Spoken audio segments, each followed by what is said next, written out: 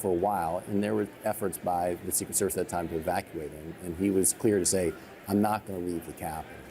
But at some point, the lead Secret Service agent, Tim, came to us and said, look, that's a glass door, and we can't protect you here any longer. We need to move out of this location. And that's when they took us down to the loading dock underneath the Capitol, and we remained there for the rest of the afternoon. Were you aware at the time of the chance of hanging Mike Pence? Is that something that you knew about? No, honestly not. I mean, we could hear chants at, but there was nothing that really was drawing our attention to the specific hang Mike Pence until later we saw documentaries and coverage of it.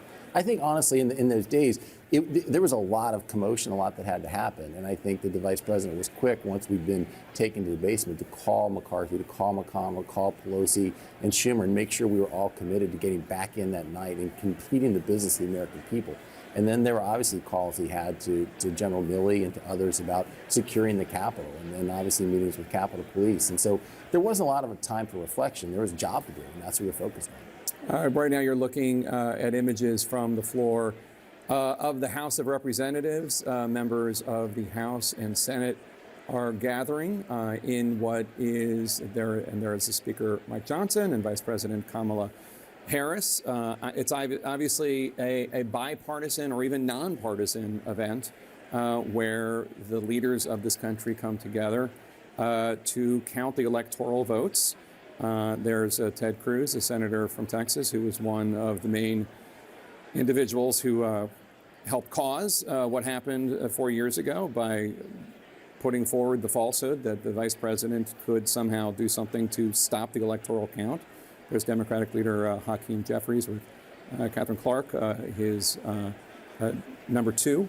What are your thoughts as you watch this in action, Caitlin? Ted Cruz obviously was the first senator to object. And obviously, just looking back on this, what the vice president maintained at the time, as Mark knows well, is that he did not have the power to block the certification on this day 4 years ago. And he didn't. What we have seen is the Electoral Count Act that was passed reaffirming that interpretation of the law. So people like John Eastman, who Pence later referred to as a crackpot of attorneys that Trump was listening to at the time, could not make that argument. But also it changed the threshold for how many people have to object to lead to that moment. So even if we were in the exact same situation as 4 years ago, had this law been passed, the threshold would have had to have been much higher than what it was 4 years ago for that to actually happen. Mark Short, are you able to look at Ted Cruz without thinking about January 6th? Sure, Jake, because honestly, I think that what Ted Cruz was doing was advocating, whether I may not agree that there was evidence of any sort of theft in that election, but it is their right to raise an objection. That's different than coming forth with the suggestion the vice president has this unilateral authority to reject certificates and change the outcome of the election. And so even though they passed the new legislation in 2022, I think the vice president's role has been pretty much black and white clear for 250 years of our republic. So I don't think there was really that much question of what the vice president's role was on that day, and that's the same role vice presidents have executed since the beginning of our republic. Can you imagine, by the way, just for people who aren't young enough to remember or old enough to remember, in 2001, we showed the images of Al Gore. Sure. That was a very close election, came down to one state, 537 votes. George W. Bush won. I'm not suggesting anything other than George W. Bush won. But there were a lot of people that wondered about what had happened in Florida and the counting of the ballots, and there was a recount and on and on and on. If Vice President Gore had done what Republicans wanted Vice President Pence to do, it would have caused complete and utter chaos. It would have been a constitutional crisis, and he did not do it. I think one of the points that, honestly, the Vice President Pence made was those of you advocating that this extraordinary authority belongs to the Vice President are not going to want that authority to be bestowed upon Kamala Harris 4 years from now. And here we are. I mean, of course, it was always illogical to suggest that you can reject what the states have decided and empower one person decide which electorates he's going to accept and reject. But that's the politics versus principle that you're seeing in these images on the floor as well. Adam Kinzinger is on our set in New York. He's not in Congress anymore because he's homeless in his own party. Liz Cheney is not in Congress anymore because she's homeless in her own party. Mike Pence, cancel culture. Yeah, Mike Pence, a prominent conservative in the House of Representatives, then the governor of a Midwestern state, Indiana, then the vice president of the United States, a proud, you can disagree with his politics if you want, but a proud Christian, mainstream, Chamber of Commerce conservative is home in Indiana today because he is homeless in his own party because of Donald Trump's takeover. More than even being homeless, he's not the vice president to Donald Trump this time around. Yeah, Mark, just to go back to 4 years ago, Vice President Pence would not get in the car. And he's quoted in saying, "I'm not getting in the car. I trust you, Tim." That was the head of his Secret Service detail. "But you're not driving the car. If I get in that vehicle, you guys are taking off. I'm not getting in the car." You know, we've talked about this over the years, and you've said that he didn't want the image of the detail going, but also... There's the Vice President-elect, by the way, J.D. Vance, sorry. But in talking to Secret Service sources, I was told, look, he didn't want to go back to the White House. That wouldn't have been a good place. And he was concerned that they wouldn't bring him back to the Capitol. Is that fair? I think that's fair, Jamie. I think that Tim was a great Secret Service lead, but as you said, Mike looked at it and said, look, you're not driving the car, and if I get in that car, you can take off. And they had been clear to say, look, their job was to protect the principal, was to protect the vice president, and they had a pathway out, and they wanted to go. But I think, as you said, the vice president felt like, look, that would be a terrible image for the world to see, is to see a 15-car motorcade fleeing the Capitol in this moment. And so he was determined to stay there, and I think there was a lot to do about a commitment to get back in that night, because initially Capitol Police told us it would be days before we could reconvene, because they said, we can't come through and can confirm that there weren't devices left behind. And so it's going to take us days to clear out the Capitol. And Pence was committed to saying, no, we're going to get back in tonight and finish the work for the American people. Have you talked to Pence in the last few days? How's he reflecting on a day like today? I think he looks back on it, Caitlin, and hopes that today is a day that we can look in history will begin to say it actually was a triumph that our system worked. That there's so much that's focused on the... But only because of people like him, and there are now people in his place that have said they will not do what he did. Well, I appreciate that, Caitlin, but I think that fortunately there are a lot of checks and balances in our system, and I think that they carried the day that day, and I think that, that there are enough people who stood on principle. Let's listen in. Vice Speaker, President Harris is calling for order. Congress, pursuant to the Constitution and laws of the United States, the Senate and House of Representatives are meeting in joint session to verify the certificates and count the votes of the electors of the several states for President and Vice President of the United States. After ascertainment has been had that the certificates are authentic and correct in form, the tellers will count and make a list of the votes cast by the electors of the several states. The tellers on the part of the two houses will take their places at the clerk's desk.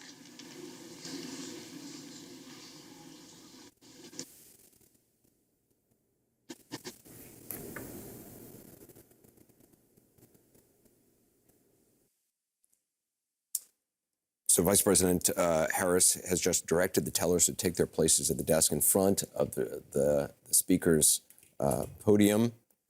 Let's check in with Dana Bash, who's on Capitol Hill. Dana? You know, I just think it's so important to reflect on what we are seeing right now. We talked at the beginning about this complex being fortified, but it's being fortified despite the fact that this is peaceful. Without objection, the tellers will dispense with reading formal portions of the certificates. After ascertaining that the certificates are regular in form and authentic, the tellers will announce the votes cast by the electors for each state, beginning with Alabama. Senator Fisher.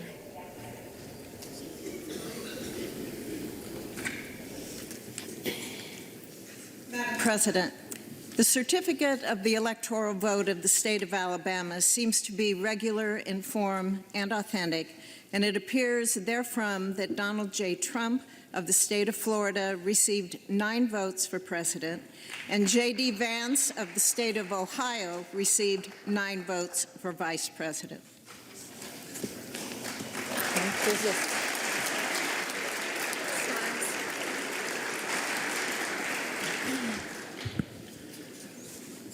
Madam President, the certificate of the electoral vote of the state of Alaska seems to be regular in form and authentic, and it appears therefrom that Donald J. Trump of the state of Florida received 3 votes for president, and J.D. Vance of the state of Ohio received 3 votes for vice president.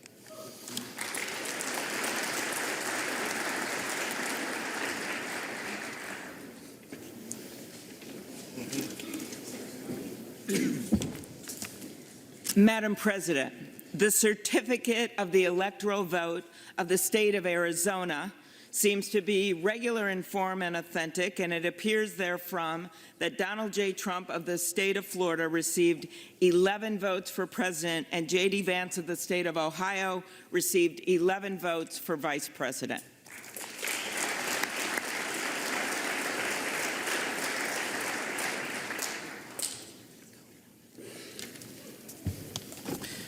Madam President, the certificate of the electoral vote of the state of Arkansas seems to be regular in form and authentic, and it appears therefrom that Donald J. Trump of the state of Florida received 6 votes for president, and J.D. Vance of the state of Ohio received 6 votes for vice president.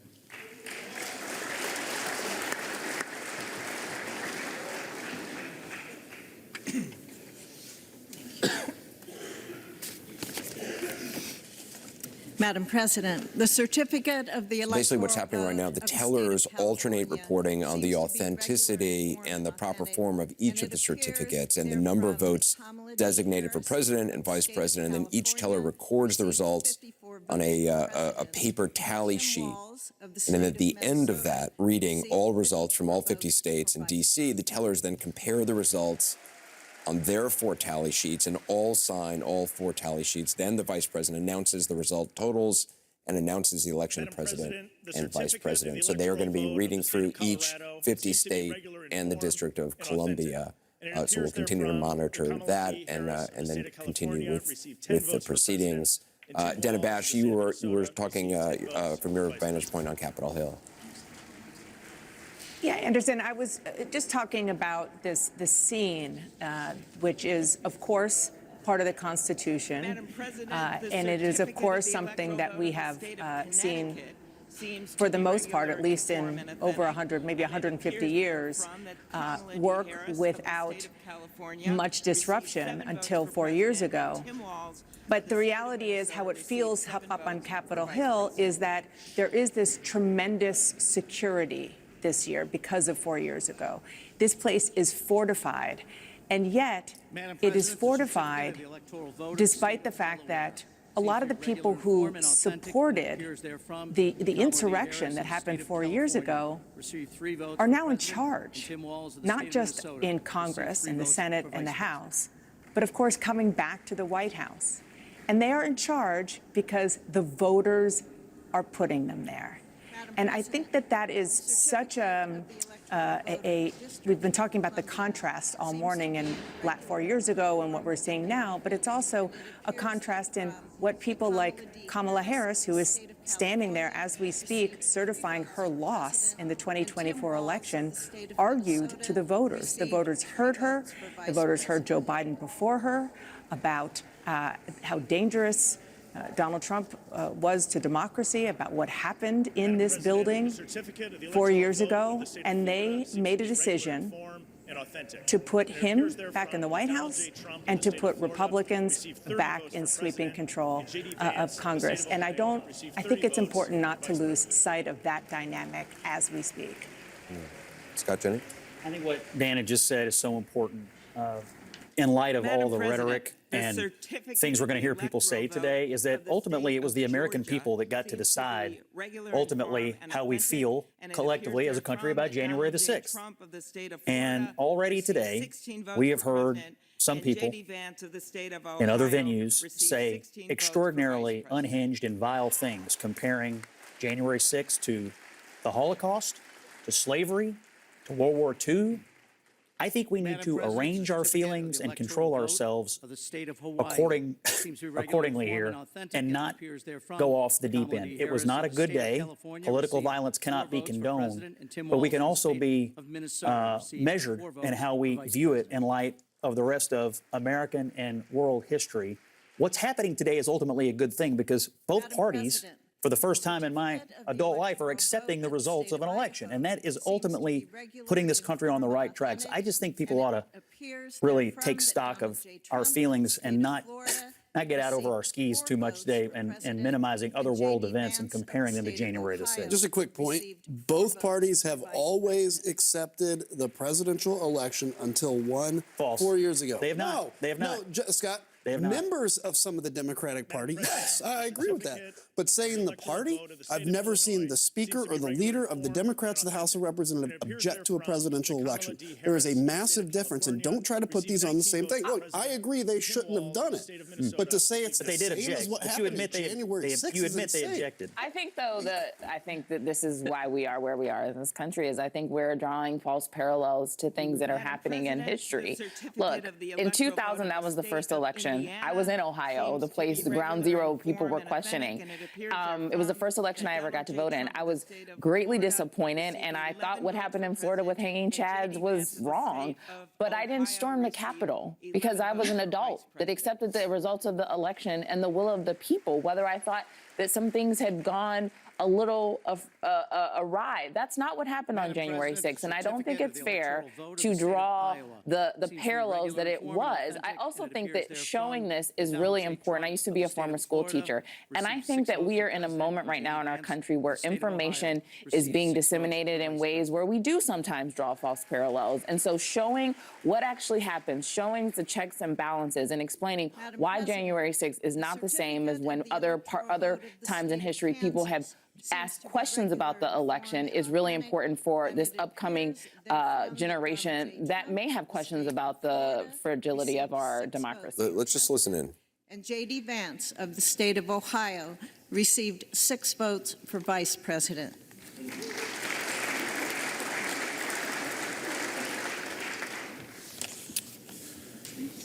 Madam President, the certificate of the electoral vote of the Commonwealth of Kentucky seems to be regular in form and authentic, and appears therefrom that Donald J. Trump of the state of Florida received 8 votes for president, and J.D. Vance of the state of Ohio received 8 votes for vice president.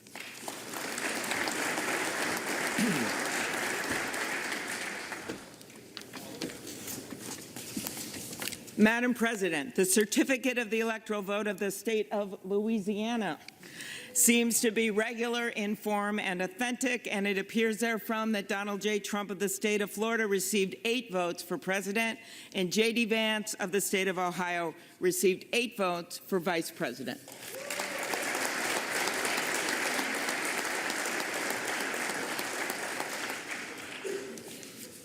Madam President, the certificate of the electoral vote of the state of Maine seems to be regular in form and authentic, and it appears therefrom that Kamala D. Harris of the state of California received 3 votes for president, and Donald J. Trump of the state of Florida received 1 vote for president, and Tim Walz of the state of Minnesota received 3 votes for vice president, and J.D. Vance of the state of Ohio received 1 vote for vice president.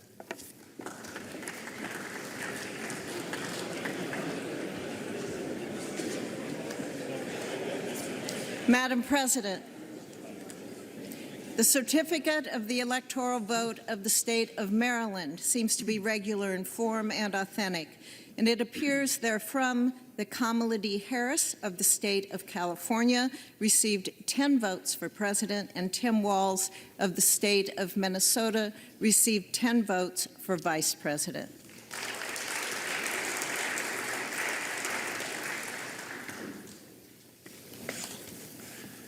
Madam President, the certificate of the electoral vote of the Commonwealth of Massachusetts seems to be regular in form and authentic, and it appears therefrom that Kamala D. Harris of the state of California received 11 votes for president, and Tim Walz of the state of Minnesota received 11 votes for vice president.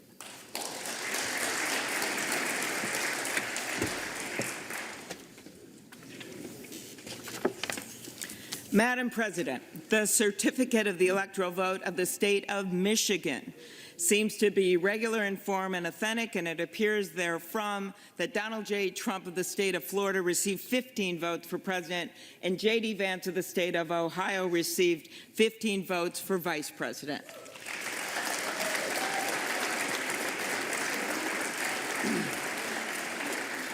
Madam President, the certificate of the electoral vote of the state of Minnesota seems to be regular in form and authentic, and it appears therefrom that Kamala D. Harris of the state of California received 10 votes for president, and Tim Walz of the state of Minnesota received 10 votes for vice president.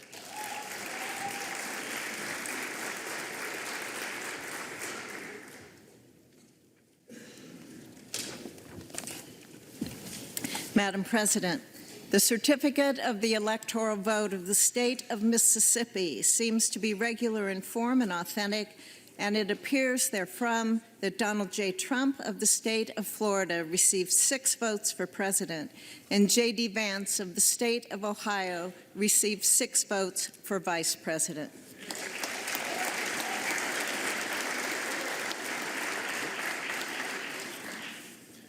Madam President, the certificate of the electoral vote of the state of Missouri seems to be regular in form and authentic, and it appears therefrom that Donald J. Trump of the state of Florida received 10 votes for president, and J.D. Vance of the state of Ohio received 10 votes for vice president.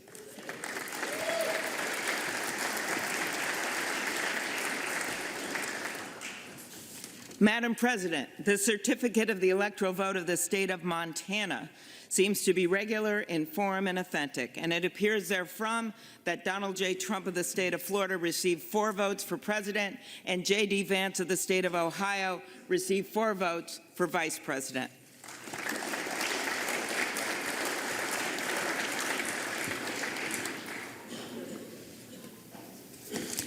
Madam President, the certificate of the electoral vote of the state of Nebraska seems to be regular in form and authentic, and it appears therefrom that Donald J. Trump of the state of Florida received 4 votes for president, and Kamala D. Harris of the state of California received 1 vote for president, and J.D. Vance of the state of Ohio received 4 votes for vice president, and Tim Walz of the state of Minnesota received 1 vote for vice president.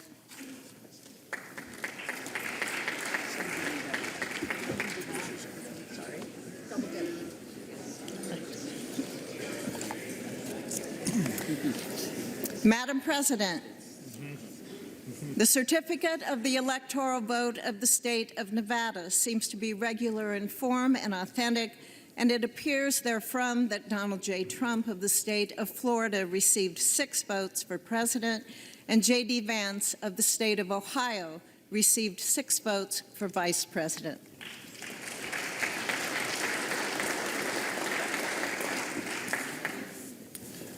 Madam President, the certificate of the electoral vote of the state of New Hampshire seems to be regular in form and authentic, and it appears therefrom that Kamala D. Harris of the state of California received 4 votes for president, and Tim Walz of the state of Minnesota received 4 votes for vice president.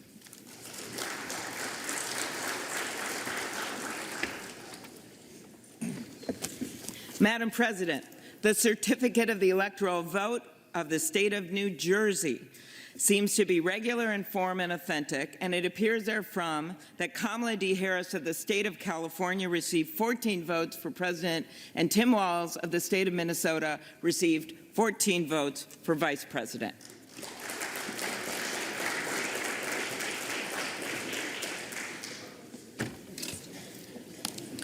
Madam President, the certificate of the electoral vote of the state of New Mexico seems to be regular in form and authentic, and it appears therefrom that Kamala D. Harris of the state of California received 5 votes for president, and Tim Walz of the state of Minnesota received 5 votes for vice president.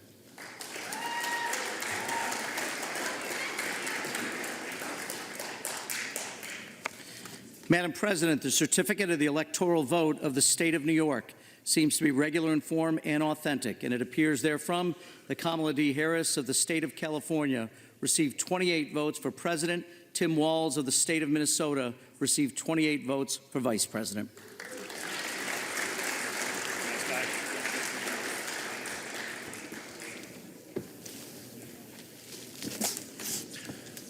Madam President, the certificate of the electoral vote of the state of North Carolina seems to be regular in form and authentic, and it appears therefrom that Donald J. Trump of the state of Florida received 16 votes for president, and J.D. Vance of the state of Ohio received 16 votes for vice president.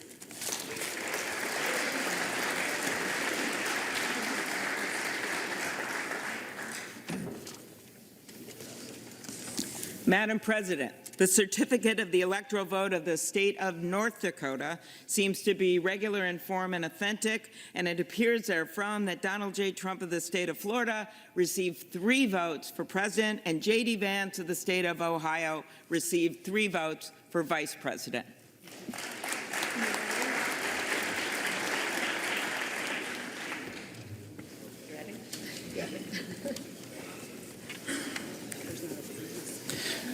Madam President, the certificate of the electoral vote of the state of Ohio seems to be regular in form and authentic, and it appears therefrom that Donald J. Trump of the state of Florida received 17 votes for president, and J.D. Vance of the state of Ohio received 17 votes for vice president.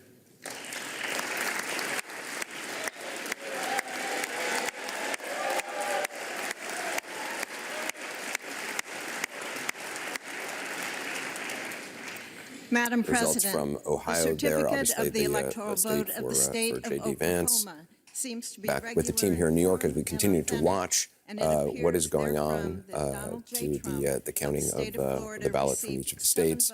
Congressman, you were there 4 years ago. Is it odd watching this? It is. Well, the funny thing is, we were kind of talking offline here. I was present for 12, 16, and then 20, obviously that thing. And usually, this is a non-event. I mean, I would go, kind of show up, they'd open the session, half the time I'd go back to my office because you don't even need to be on the floor. And this is over in an hour. And that's how it should be. This is great that it's happening this way. But for me, it's surreal because my attention on what January 6th is obviously has been colored by what January 6th was 4 years ago. That I forgot how quick this actually happens and how really perfunctory it actually is. So this is a good thing today. Again, the new incoming president will make the decision whether he wants to move on from January 6th or not. I'm fine whatever he decides. I think the country would be better off if he did. But yeah, it's good to see this happen today. Do you think January 6th, years from now, is a date that will live in infamy, to use the phrase used for other events? I'm not comparing it at all to I think we live in split-screen America. I think for some of the country it will, and it'll be remembered. I think otherwise it'll fall to the history books. And the reality is this. Most of the country did care. It rubbed them the wrong way. They didn't like it. That showed up consistently in polling, but it just didn't rank in the top issues at the end of the day. And I think this was such a historic and wild election cycle, and so many other dynamics entered the last 4 years that in many ways the events of January 6th were eclipsed. And there's a certain privilege involved. I acknowledge it with myself in being able to say, well, I'm a voter against January 6th. I'm voting this way because that day crossed the boundaries for me. But if you feel like the cost of living is too high, the border hasn't been secure, groceries cost too much, and you think that a different candidate, you think Donald Trump's better on that, then that's who you're going to vote for. And we saw that. We were all covered, the Republican National Committee. That was the direction this was all going. Then Joe Biden gets out of the race and opens up a complete new dynamic. But it will honestly end up being, for many people, a footnote in the history book. And look, to your point, when you talk to voters, they do not like January 6th. They don't like Trump's role in it. I don't think that the fact that actually Trump was reelected and that Republicans were held on to power in the House and gained power in the Senate, I don't think that diminishes what happened and how terrible that day was at all. But this country also has a long history of, frankly, anti-incumbency, being driven by economic forces. And that's exactly what this last election was. Americans voted for the other party to be in power because of their dissatisfaction with the status quo of their daily lives. That was a trend that happened here in the United States. It actually happened all over the world in this past year. And I don't think we should take that and say, well, they didn't care about January 6th. Ask them. They did. The question is the policy direction for the next 4 years. Did they want it to be the Democratic Party or the Republican Party? I think they spoke pretty loudly that they wanted it to be the Republican Party in this last election. I think Abby is exactly right. It's possible for voters to take in lots of different information, whether it's about what they saw on January 6th or then what they lived through for the next 4 years, and then synthesize all of that and make decisions. Ultimately, the Democrats in this election put all their eggs, or most of their eggs, in the January 6th basket, and Republicans put all their eggs into the future, that we can control the economy and get things back in order in your life. I just want to point out that President-elect Trump just went over the 270 votes needed to win. Let's listen. Received 6 votes for vice president.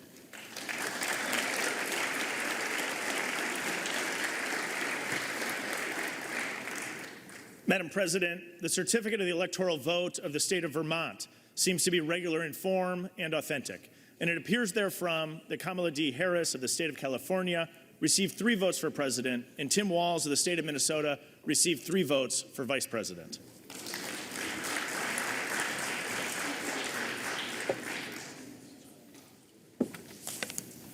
Madam President, the certificate of the electoral vote of the Commonwealth of Virginia seems to be regular in form and authentic, and it appears therefrom that Kamala D. Harris of the state of California received 13 votes for president, and Tim Walz of the state of Minnesota received 13 votes for vice president.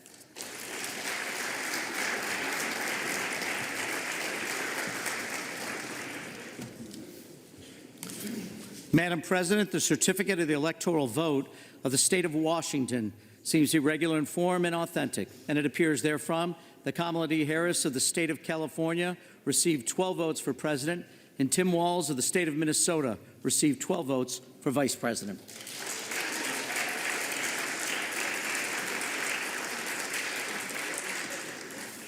Madam President, the certificate of the electoral vote of the state of West Virginia seems to be regular in form and authentic, and it appears therefrom that Donald J. Trump of the state of Florida received 4 votes for president, and J.D. Vance of the state of Ohio received 4 votes for vice president.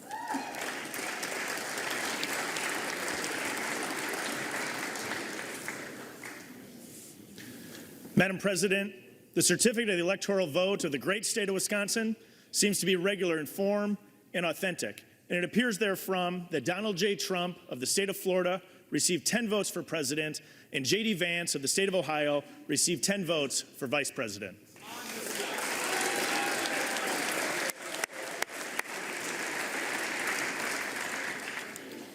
Madam President, the certificate of the electoral vote of the state of Wyoming seems to be regular in form and authentic, and it appears therefrom that Donald J. Trump of the state of Florida received 3 votes for president, and J.D. Vance of the state of Ohio received 3 votes for vice president.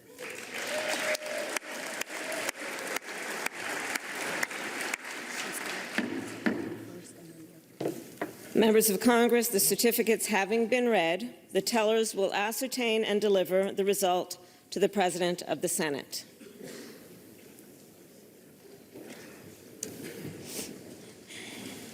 The undersigned, Deb Fisher and Amy Klobuchar, tellers on the part of the Senate, and Brian Steele and Joseph Morelle, tellers on the part of the House of Representatives, report the following as the result of the ascertainment and counting of the electoral vote for President and Vice President of the United States for the term beginning on the 20th day of January, 2025.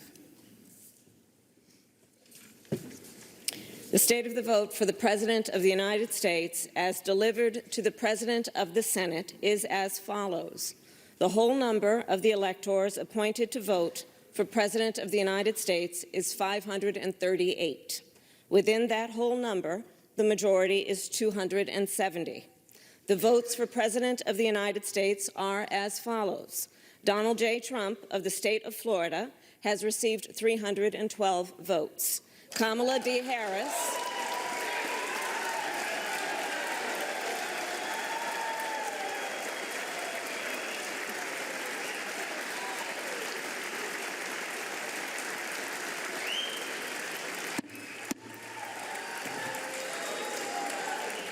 Kamala D. Harris of the state of California has received 226 votes.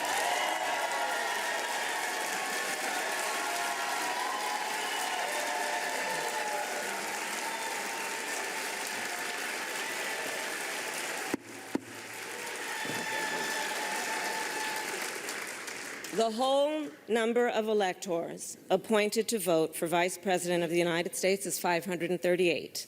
Within that whole number, a majority is 270. The votes for Vice President of the United States are as follows. J.D. Vance of the state of Ohio has received 312 votes.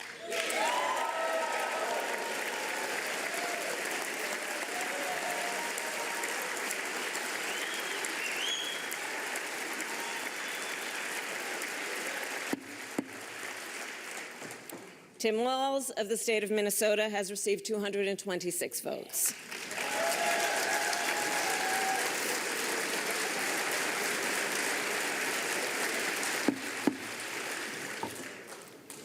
This announcement of the state of the vote by the President of the Senate shall be deemed a sufficient declaration of the persons elected President and Vice President of the United States, each for a term beginning on the 20th day of January 2025, and shall be entered together with the list of the votes on the journals of the House and the Senate. Thank you very much. All right, there it is, the final gavel coming down there, and Donald Trump has secured 312 electoral votes to Vice President Harris's 226. When she announced the winner, the Republicans stood up and gave a standing ovation for the victor, Donald J. Trump. And having been concluded pursuant to Senate Concurrent Resolution Number 2, the 119th Congress, the chair declares this joint session dissolved. Thank you. The joint session has been dissolved. A lot of grace there by the Vice President. That cannot be an easy thing to do. You put decades into a political career and you get an opportunity to run for president. Obviously, the circumstances were what they were. Obviously, her campaign was what it was. But you have to stand there in front of the world and smile and pretend as though no big deal, no big deal. Glad it's over. I mean, she maintained her cool throughout the whole thing. There's a phrase we heard over and over again: regular, inform, and authentic, as each state was called. And it just struck me because today was normal. It was the opposite of 4 years ago. Now the governing challenge, 2 weeks, the governing challenge begins for Donald Trump. And already today you're seeing the huge opportunity and the huge risks and challenges he will face as president. A very, very narrow majority in the House, tiny majority in the House, and a very narrow majority in the Senate, and not 60 votes. You know, you always talk about, do you need 60 votes to get much done? They're going to have 53. That's good, but it's not enough. And so even today he's trying to figure out, how do you do immigration? How do you do tax cuts? How do you do spending cuts? How do you do so many other things he wants to do? So today is a day, as Jamie said, normal. Americans, no matter how you voted, we should celebrate that this January 6th looks nothing like the horrendous day 4 years ago. And now we move on to governing. President Biden's going to try to use his last 2 weeks to shape his legacy. The vice president, too, I think grace is the right word, and poise, as she just presided over that. She has so many decisions to make about her own future. She has some time to get to that. Trump has no time. Trump has to get to the business of governing. And it was the business of governing that undid him last time. It was not the 5 a.m. tweets. It was his performance during COVID. And you have a very unified Republican Party, in part because they're afraid of Trump, in part because many support Trump. The people who didn't support Trump are mostly gone. Well, they certainly support his policies. Yes, and so now they have to get about, but the private grumbling everyone at this table hears about some of the cabinet picks goes back to what happened during COVID, when Donald Trump was punished by the American people because they did not believe he could properly run the government, use the tools and the levers of government during a pandemic. And you have some Republicans who are about to confirm most of his picks, those still on the table, privately wondering, is this person up to that job? Is this person up to that job? What happens when it governs? Because their majorities are so narrow, the next election is already underway. That would be the midterm election in 2 years. And we're going to have special elections in Virginia in just a matter of days. And so the next cycle begins immediately. For Donald Trump, it's governing. For his party, which is almost universally loyal to him, is trying to figure out when and where and if we push back a little. So we know, I'm coming right to you, Caitlin, we know that President-elect Trump wants to come out of the gate with immigration reform, not immigration reform, but shutting off the border. We know that he wants to extend the Trump tax cuts for everyone. And we know that he wants to do energy reform, is what they're calling it. He also would like it to be in one big bill under reconciliation, which is a process by which the Senate only needs a simple majority vote. They don't have to meet that threshold of 60 votes, even just to have a vote on the bill itself, which requires some bipartisan cooperation. He wants to jam it through, as Democrats have done in the past with their legislation. And he's going back and forth with Speaker Johnson, with Republican Senate Leader John Thune about what he can get and how he can do it. Well, and as when Trump was saying it this morning in that interview he did with Hugh Hewitt, he didn't sound convinced on really either strategy in terms of either doing as one bill or doing it separately. That's because there is pretty big division inside his own advisors over what is the best strategy to pursue. There's a lot of people who want to put points on the board and get something on immigration done pretty quickly as he gets in, because they know from last time governing gets harder the longer it goes on. And maybe they've got about 2 years here, and they know the tax fight is also going to be a pretty big one. Trump himself says he doesn't see how Democrats are going to fight against renewing that, but we'll see what that looks like, obviously. So I would just say that you've already seen the division. And I was just thinking about that watching Senator John Thune there on the floor, because he's going to be in the middle of navigating this with Speaker Mike Johnson and President-elect Trump. They've already been in the middle of disagreeing over whether or not it should be one bill, because Thune has said there are limitations in the Senate. We can't do this process known as reconciliation all that often. And so that's something to be looking for. But the other thing that I was thinking about as Trump is taking office on day one, we know he wants to pardon the January 6 rioters right away, very quickly. Not necessarily all of them, but at least some of them. I would say probably most of them, based on what I've heard. We'll see what it actually looks like. There are some people saying do it on a case-by-case basis. Some have said, Trump has a lot of MAGA supporters who have said you should do pretty much all of them except the most violent and most serious ones. The other thing, though, that I think is important to watch is the D.C. U.S. Attorney's Office. What happens there? Because Trump's world has argued that they were too aggressive in prosecuting and charging a lot of these people. A lot of them pled guilty, I'll note, but that they were too aggressive in that, and that we should expect big changes in that office, whether it's firings or people leaving because they anticipate being fired. That is also something important to watch right when he's taking office in terms of what that looks like. And look, Trump made it clear that he wanted to do it. There was no question about it. I mean, he would start rallies with a rendition of a song as sung by some of these prisoners behind bars. And so while I do think it will be a shock to the system for millions of Americans, they voted for him, a majority or at least a plurality of the American people. So to Caitlin's point about some of these January 6 cases, I believe the D.C. U.S. Attorney has already announced that he's stepping down. Obviously, U.S. attorneys do get replaced from administration to administration. But we are hearing about, let's call it a brain drain from the Justice Department and other departments, very senior people who could have made a lot of money in the private sector, who've dedicated themselves to government service, who are leaving before January 20th because they don't want to be part of this administration or think they're going to get fired. One other point before we even get to January 20th, John, you mentioned cabinet appointees. I've spoken to sources on both sides of the aisle who believe that, and let's wait and see, that there are a group of 6 or 7 Republican senators who have talked about, let's say, mixing and matching, opposing some of these cabinet appointees that they think are either not qualified or worse than that. So right now you're looking on the floor of the House, the Vice President-elect J.D. Vance, former Senator of Ohio, is posing for pictures and selfies with a lot of House Republicans. Some of them are freshmen. Some of them, this really has the feeling of a very exciting moment for a lot of them. Dana Bash, this is, as of today, I think it's fair to say Donald Trump's Washington. How much power does he wield?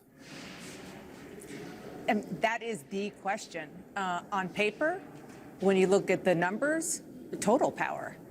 When it comes to actually getting what he is promising to do done, we don't know the answer to that. I mean, you're looking at these pictures of J.D. Vance, his soon-to-be vice president, still a United States senator, and he is sitting and standing in the chamber and among members who will help answer that question, Jake. Because what, you mentioned this a little bit earlier with Caitlin, what the president-elect now says he wants to do with the help of the House Speaker and, of course, the Senate Majority Leader, John Thune, is going to be Herculean. He wants to try to push through pretty much everything he promised, from immigration to tax cuts, in one foul swoop. And I will tell you that the speaker, my understanding is that his perspective is that doing it that way will make it easier because you can give different people different pieces of what they want to make it harder for them to vote no. At the same time, that is precisely the kind of maybe typical Washington process that some of those who voted against Mike Johnson last week initially said that they don't want to partake in.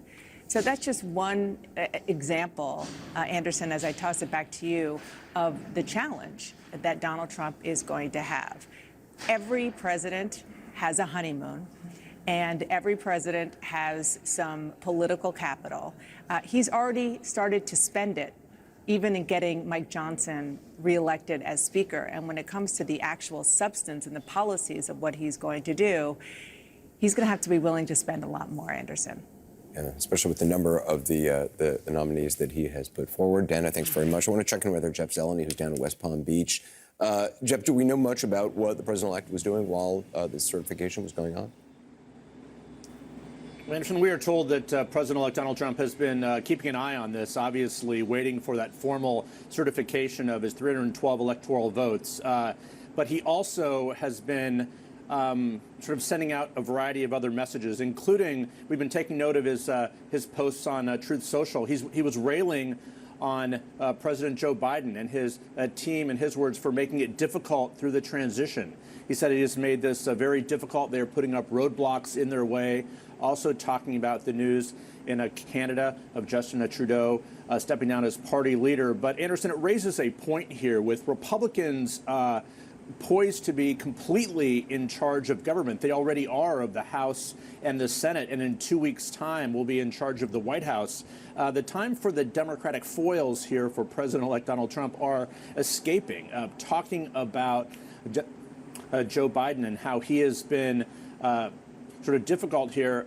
It is a reminder that the Democratic foils that Donald Trump has long sought out and talked about are going to be sort of not necessarily as relevant. He is in charge of government. The Republicans are fully and squarely going to be in charge of government here, so it will be fascinating to watch. I'm sure he will still try and find some foils to blame, but soon this government will be all his and all his parties. But this morning, at least, on Truth Social, he's been focusing on anything but that. But tomorrow, we believe, he will speak more fully here from Mar-a-Lago. Anderson. Right. Jeff Zeleny, thanks very much. Back with the panel here. Congressman Kinzinger, how do you think, in terms of the nominees that Trump has put forward, how many do you think he's actually going to get? I mean, Secretary of Defense, Kash Patel at FBI. Yeah, probably obviously most of them. I think there may be one or two that the Senate kind of stands up on. And we're not going to be able to see that probably until the actual hearings happen, because I think senators are smart to not say anything because you don't want to highlight if you're going to oppose somebody. I think the ones that are probably in the most danger, Pete Hegseth, obviously Tulsi Gabbard, and then Kash Patel. And so it only takes, I guess, three or four Republicans that go no to block it. I would put RFK in that, except that there's, reporting out that there may be one or two Democrats that are actually looking to support RFK. So that would mean that he would probably get in, because I'd have a hard time seeing 6 or so Republicans in opposition. But I would be very surprised if you didn't see the Republican Senate at least, maybe not as a collective decision, but at least reject one of those nominees to kind of show that they still got it, if you will. Alyssa, do you think that? I think there's a small appetite among Republicans to block any of Trump's nominees, but I do think it'll be within the national security realm. Coming off of the terrorist attack in New Orleans and the Cybertruck explosion in Las Vegas, I think there'll be renewed scrutiny on Pete Hegseth. And if he's qualified and credentialed enough to lead the Department of Defense. There was sort of an urgency from some Senate Republicans who are Trump loyalists to say this means we need to confirm people even quicker because of the dangerous world we live in. I actually think the Senate will be sober-minded and thinking we live in a deeply troubled world that is very dangerous, and we need credentialed, qualified people there. And the FBI is doing background checks right now. Everything is in motion for these confirmation hearings. So I think there'll be new information. But to Adam's point, people are not going to get ahead of it and signal to Donald Trump that they're stepping out in front of him. Yeah, and I think, sorry, Scott. And 1 second, I was just going to say, I mean, look, this is going to be one of the things that they have to do while they're also trying to pass an actual agenda. I don't think there's going to be a huge appetite to, as everyone has been saying, to pitch a lot of fight. So it's going to be one or two at the most that will get the bulk of the scrutiny, because what they want to do on the policy side of things is incredibly ambitious and will be incredibly difficult and will take time from both the Senate and the House, and they've got to get to that pretty quickly. Yeah, I think there will be some Republican defections. To Adam's point, you can afford up to 4 if you don't get any Democrats for several of these nominees. I think you're going to see some defections. The question is, does it go over the threshold or not? Do you think, anyone in particular, you think? I think several of them, you're going to see some Republican defections. I'm not predicting that they're going to be defeated. But certainly it's possible you're going to see a handful of Republicans make arguments like, I just don't think this person's qualified, or I think this person's resume doesn't prepare them for this particular job. Are you talking about Patel, Hegseth, could be numerous. Gabbard? Could be numerous. And in that regard, hearings don't really fix that. Like, a hearing doesn't really fix your resume. It doesn't fix your experience. Now, what a hearing could fix, say for an RFK, is give him a chance under oath to clarify some of the things he said in the past, say about vaccines or other issues. So there are some things you can fix in a hearing. What you can't fix is the qualifications that you bring into the job. I, for one, think the president deserves to get his cabinet and hope that these people are confirmed. I don't actually believe. Yeah, I would vote for the president's cabinet. And I think they all deserve a chance to serve. I do think they are non-traditional picks, but to be honest, I'm interpreting the election results as the American people want some non-traditional shakeup of government, and that's what Trump is trying to deliver. So that's my personal opinion, but I think some Republicans may arrive at a different one. Yeah, I think that the hearings actually will be must-watch television because of some of the statements that some of his nominees have made, from RFK to Hegseth to Tulsi Gabbard. He probably will get the majority of his picks. He has the Senate. And I am curious, though, as what happens after the cabinet is confirmed, because he's talking about doing this massive bill. The margins in the House and the Senate are so slim, which some would argue is not an actual mandate to do some of this large governing that he's trying to do. And that is when the real test of who is this Republican Party that seems to be Donald Trump's party. What is going to happen? And will the American people start to lose faith in his administration? Can he get things across the finish line as he has promised so much in his campaign? Let's not forget that a lot of what he's talking about on the border and on taxes, this is stuff that's going to cost money. Yeah. So we're actually talking about some of the more difficult parts of this, because Republicans are getting ready to put an agenda that's going to be hugely expensive. It's a question of whether it will be paid for at all, and if it is, how, and if that's going to come with cuts. I mean, look, we're in for another couple of months of potentially some pretty big legislative fights, even within the Republican Party. I don't think that there's going to be a lot of appetite for huge fights over all of these people. I think even a Tulsi Gabbard, I could easily see some Republicans saying, this is a person who's serving inside the White House, let the president have who he wants. But on DOD, that might be something different. On DOJ, that might be something different. But they've got to dispense with this pretty quickly. I think the one thing about having Trump as the president while these policy fights are emerging is that he's already shown he can rein in most of these people, at least in the House. You know, the people who were, raising some hell about Mike Johnson. He got them all but one back on board in relatively short order.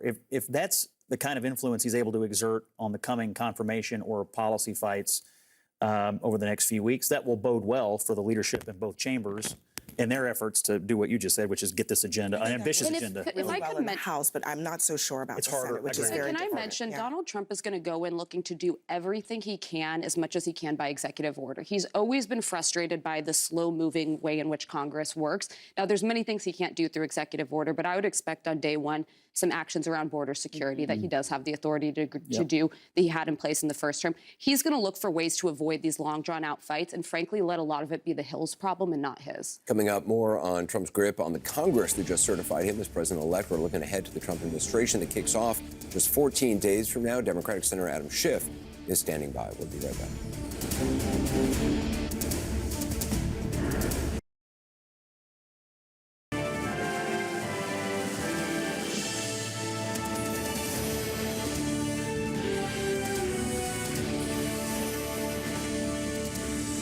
In the snow-covered U.S. Capitol, Congress effectively signed, sealed, and delivered Donald J. Trump's presidential victory just a short while ago, setting the stage for his return to the White House just 2 weeks from now. We saw the democratic process that was upended on January 6, 4 years ago, upheld today, as it is supposed to be. U.S. senators, you see there, escorting the boxes of each state's electoral votes into a joint session of Congress on the floor of the U.S. House of Representatives. Vice President Kamala Harris presiding over the electoral certification of the election she lost. Both Democrats and Republicans recognizing the legitimate election results, something Trump and his supporters refused to do on this date in 2021. Let's go to Manu Raju on Capitol Hill. Manu, what is happening on the Hill now that the certification's over? Well, there are actually some meetings that are happening, including with the Vice President, Kamala Harris, meeting with Hakeem Jeffries, the Democratic leader at the moment. We'll see if she has some remarks that she wants to make to the press in the aftermath of this meeting. When she walked in to preside today, she did not answer reporters' questions. She has not said a lot since her election loss, but we'll get a sense after this meeting if she has something to say, if she walks through those public hallways. Now, I caught up with a number of Republicans and Democratic senators and House members alike in the aftermath of what happened today. So a lot of Republicans and Democrats, they still have fresh memories about what happened 4 years ago. But for a lot of Republicans, they're indicating that they don't want to remember, really get into detail about how they felt about the events of that day, including the new Senate Majority Leader, John Thune, who I just asked about how he reflects about this day, whether he agrees with Donald Trump's assessment that it was a, quote, day of love. Thune did not go that far. In fact, he said, I've said what I said about that day. I want to move forward, which is really the sentiment of most Republicans on Capitol Hill. They don't want to talk about what happened 4 years ago. They're willing to move ahead. But nevertheless, both sides are happy of a return of normalcy of sorts from these proceedings that just happened in less than an hour, typically the way they have been done up until what happened 4 years ago. But we'll see what the Vice President has to say, if she wants to say, make any remarks after this meeting with Hakeem Jeffries. That's happening right now, Jake. All right, Manu Raju on the Hill, thanks so much. Dana Bash is also on Capitol Hill. Dana? Thanks, Jake, and I'm joined here now by the new U.S. Senator from California, Democrat Adam Schiff, of course, a former congressman and former member of the January 6th Select Committee. I first want to ask about the moment that you were just a part of. We were talking just before coming on about the fact that you walked as a new senator across the Capitol. That was the first time you've done that for a joint session. And you were obviously in there as Kamala Harris certified her own loss. The very first time you were a lawmaker, you saw something similar. I did. I sat on the House floor watching Al Gore in a very dignified manner preside over the joint session, a joint session that would essentially hand victory to his opponent. And I again watched here Kamala Harris similarly very dignified, very poised as she presided over this ceremony, which was eminently peaceful, as it should have been. But I couldn't help but 4 years later, 4 years since that attack, look at different parts of the House floor and say, okay, that's where I was standing when the attack began. That's where I got my gas mask from under the seat. That's where I heard people shouting in the gallery who would later be trapped in the gallery.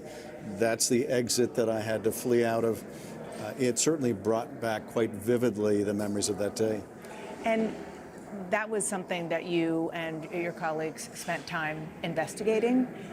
You filed a very detailed report, and you and others, including President Biden, Vice President Harris, campaigned aggressively on the threat that you said that Donald Trump poses to American democracy.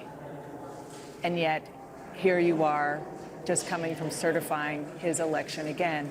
Why don't you think the American voters heeded your call? It is remarkable to think that the same former president who sat in the White House dining room as that mayhem was being undertaken at the Capitol, sat there for hours refusing to lift a finger to put an end to the violence, that he will be back sitting in that White House dining room. At the end of the day, I think voters voted the economy. The most important thing to them was the economy, was their desire to have help meeting their mortgage, paying their rent, bringing the cost of food down. that really quite literally trumped everything else. And it's not, I think, that voters were unconcerned, didn't care, don't care about our democracy. They do. But there were things that they cared about even more, and making sure they could provide for their family was at the top of the list. So let's talk about that. One big question for Democrats, you leading among them, is how are you going to handle the Trump years in the minority and as part of the, the opposition? What did you learn 4 years ago, and frankly for the past 8 years, that will make you approach him and his presidency differently? Well, I would say this, the problems that catapult him back into office with the economy, and frankly, many of these problems in the economy go back years, even decades. The fact that as these decades have progressed, people have been working harder and harder and still finding it more and more difficult to get by. Addressing that central economic challenge the country faces has to be at the top of our agenda. These problems simply can't wait 4 years. It's not like we can say, we'll just wait until Trump's out of office.